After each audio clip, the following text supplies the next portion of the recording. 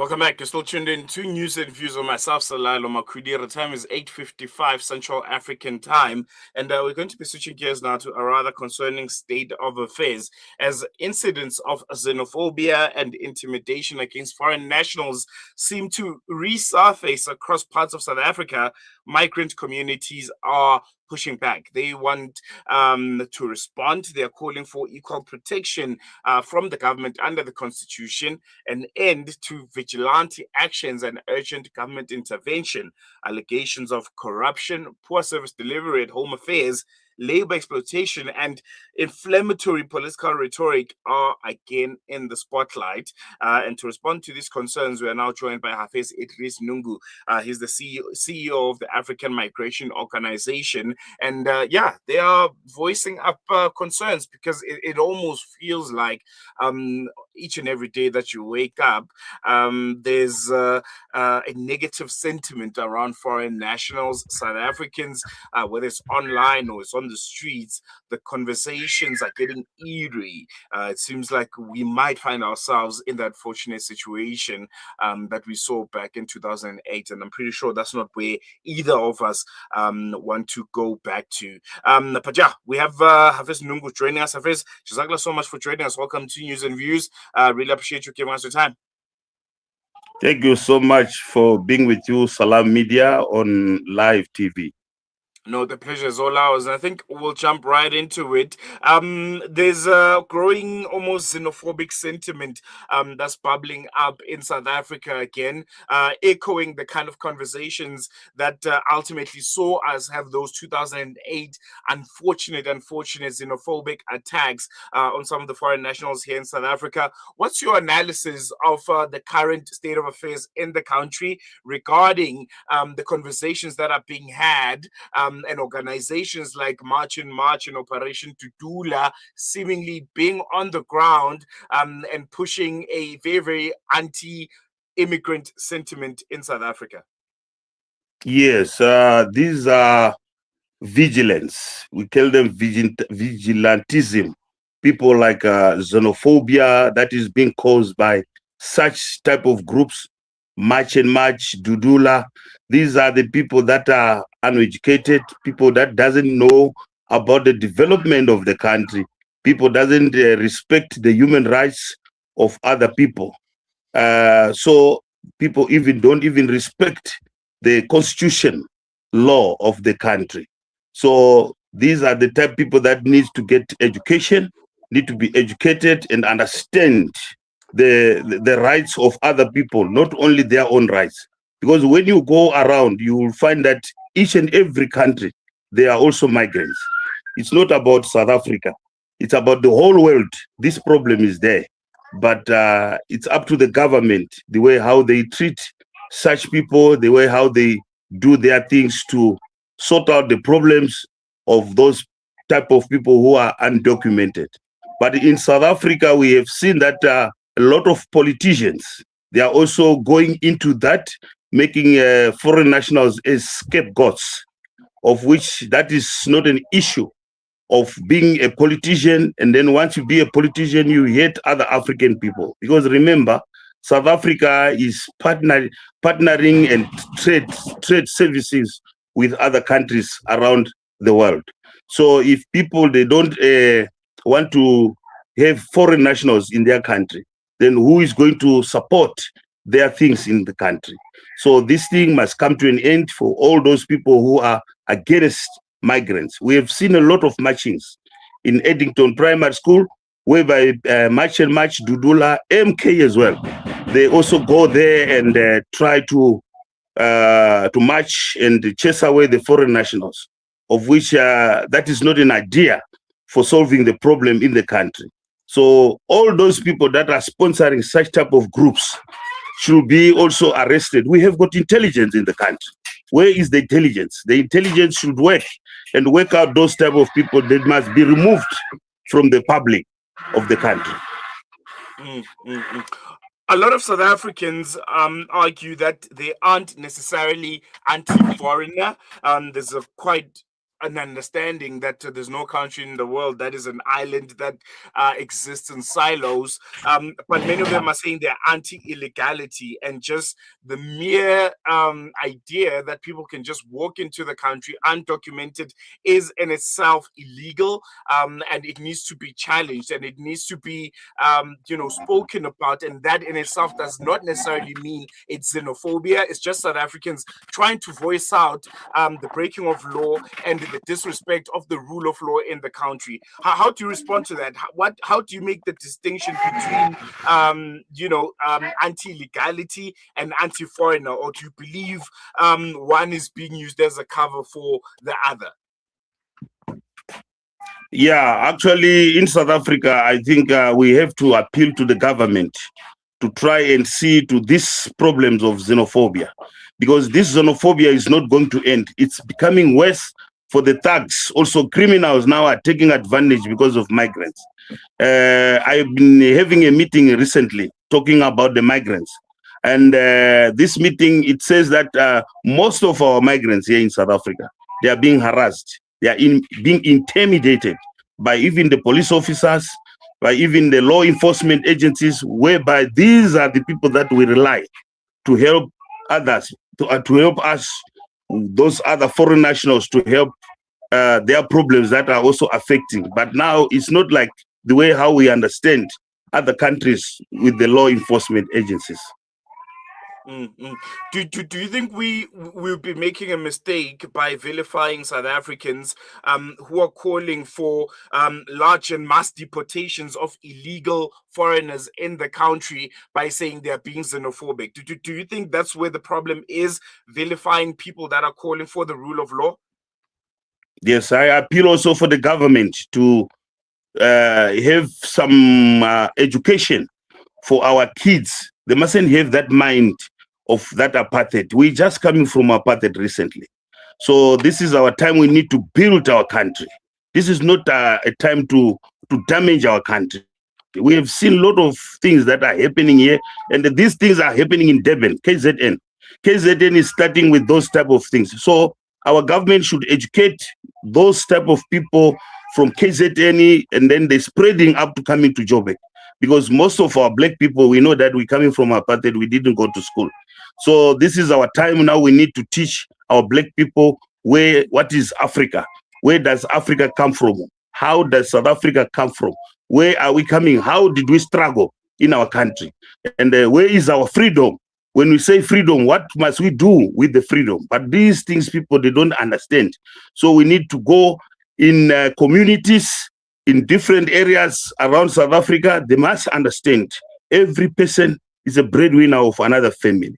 It's not just to say, because you are a migrant, you must leave the country. It's not like that. We need to work with other people so that we learn also other things from them. Because you cannot learn from yourself. You have to learn from others as well.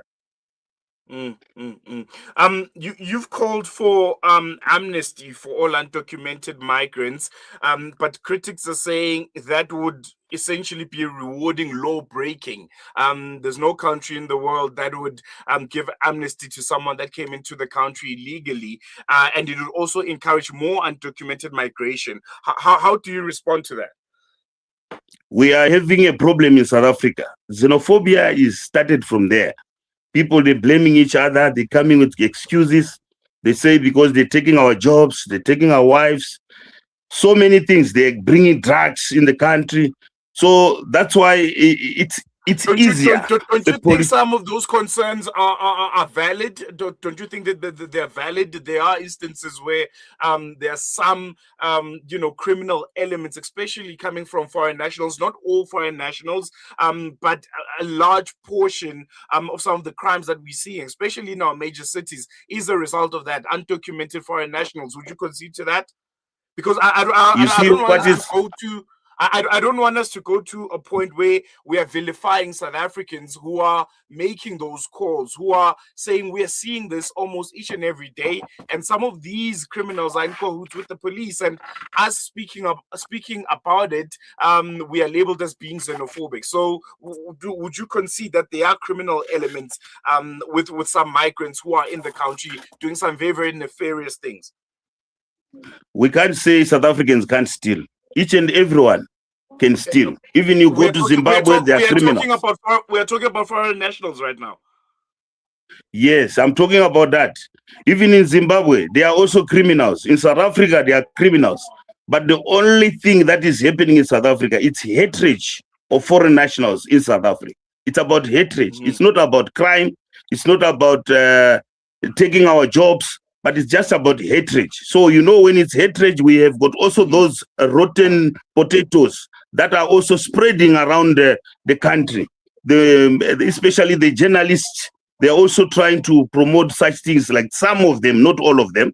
They don't know how to build the community when they put the news on the media.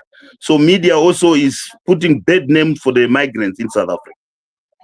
What do you think is the solution? How do we get to a point where both legal foreign nationals, because I don't think illegal foreign nationals should be allowed into the country. There's no country in the world that would just gladly open its borders to people that are undocumented. But how do you think legal foreigners who are in South Africa, who are working legally, and who are not committing any kind of crimes, and South Africans can integrate and live harmoniously? What do you think is the solution? The solution is to document each and every migrant in South Africa, like what Mugabe did. It was Rhodesia. We know that it was a rich country. But when Mugabe took over that country to become Zimbabwe, he never chased away all the foreign nationals. He organized them documents, but he told them that once you get these documents, you are not going to vote in South Africa. You are not going to vote in Zimbabwe. You have to go to vote your country where you were born. But your children also, when they come at the age of 18, they have to see which nationality they want. They want to take, maybe you are from Malawi, they want to take Malawian citizenship, or they want to take Zimbabwean citizenship. So it's the same like South Africa. We are still having this problem because some of these politicians, they are making money out of migrants as well.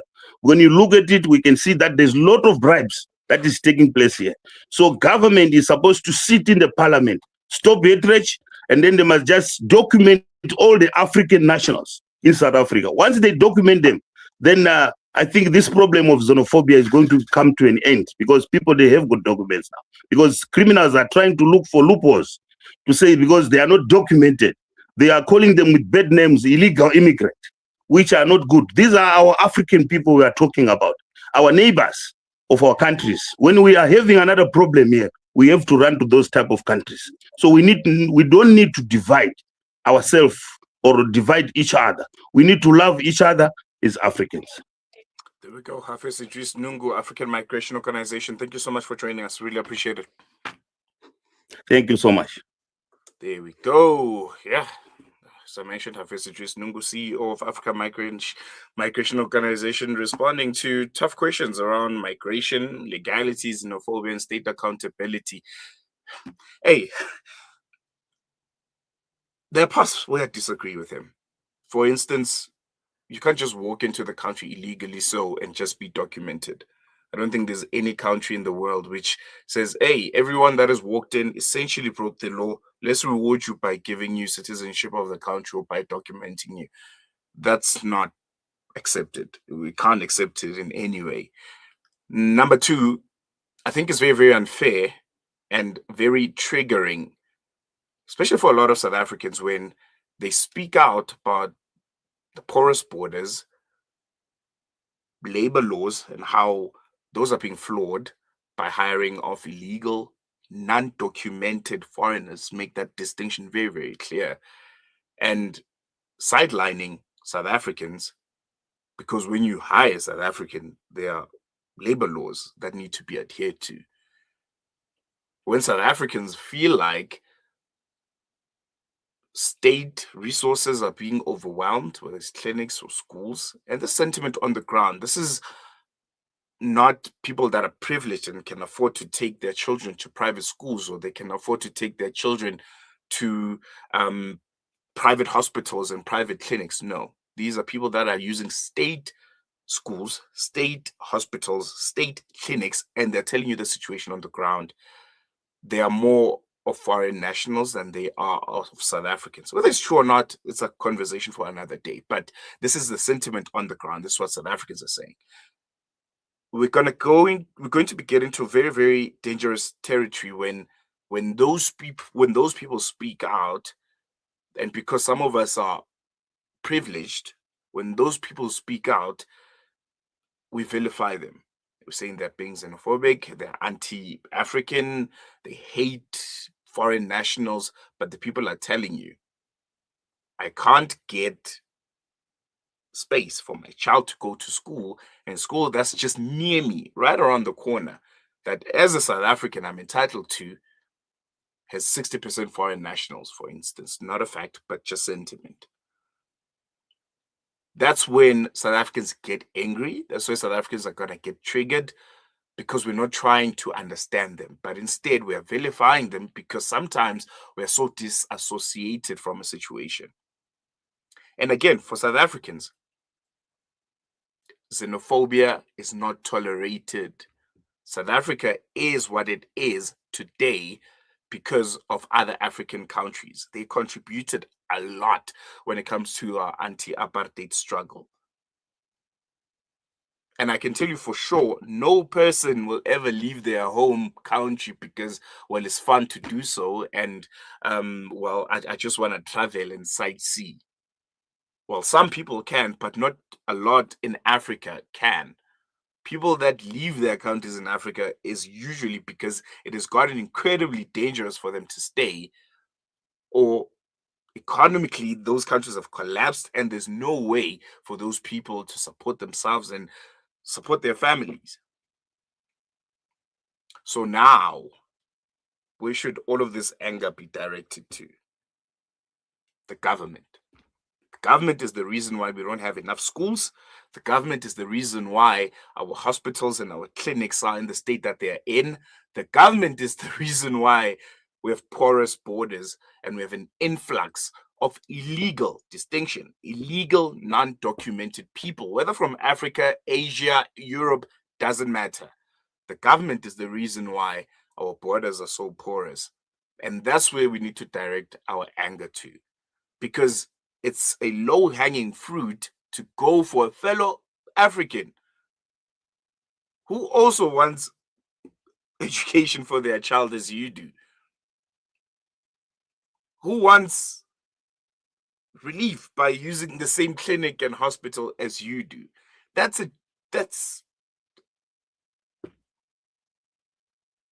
But you as a South African now, with your green coded ID book, have the opportunity to voice out your dissatisfaction with how the state has been running things, to a point where we find ourselves where we're all frustrated, and because we are closer to each other, we start throwing insults, rocks at each other, and it's going to get to a very, very dangerous point, because foreign nationals in South Africa are also tired of being pushed around, the same way South Africans are also tired of feeling like they've been overlooked for jobs, for opportunities, for school, for whatever resources, because there's an influx of foreigners in the country. It's going to get to a very, very dangerous point, much more dangerous than the scenes of 2008. And I can guarantee you, none of us want to get to that point. Going to take a quick break. News and Views continues after this.